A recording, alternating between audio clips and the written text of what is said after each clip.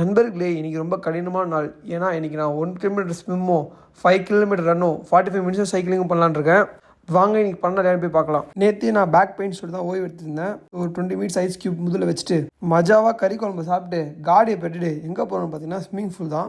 அங்கேருந்து இங்கே வந்தால் 25 மீட்டர்ஸ், ஸோ அங்கே திரும்பி போனால் 50 மீட்டர்ஸ். அதே மாதிரி நான் 20 டைம்ஸ் டச் பண்ணிட்டு போனால் தான் 1 கிலோமீட்டர் கம்ப்ளீட் பண்ண முடியும். மாதம் ஒரு 1 கிலோமீட்டர் ஸ்விம்மை கம்ப்ளீட் பண்ணிட்டோம். நான் பண்ண மாட்டேன்னு நினச்சேன்.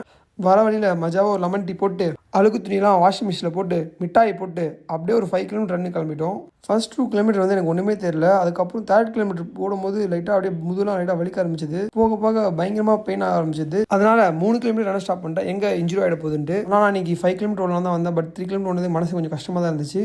ஜிம் வந்துட்டு கொஞ்சம் பெயின் கம்மியாச்சு. ஸ்ட்ரெச்சஸ்லாம் பண்ணிட்டு சைக்கிளிங் பிளான் முடிவு பண்ணிட்டேன். நம்ம ரன்னிங் இருந்தால் 2 கிலோமீட்டர் மிஸ் பண்ணாலும் சைக்கிளிங் 45 மினிட்ஸ் சாதமாக பண்ணியாச்சு. உடம்புல இன்னும் கொஞ்சம் தெம்பு இருந்துச்சு. நேற்று தான் பைசெப் போட்டோம். சரி நீங்கள் ட்ரைசெப் போடலான்னு சொல்லிட்டு ட்ரைசெப்ஸில் 4 செட் போட்டு வீட்டுக்கு கொண்டு நண்பர்களே. போய்க்கு போட்ட துணி எடுத்து காய போட்டுட்டு நைட்டுக்கு சப்பாத்தியும் சிக்கனும் சாப்பிட்டு அப்படி லைஃப் ஸ்ட்ரீம் போயிட்டு நண்பர்களே. பாய்.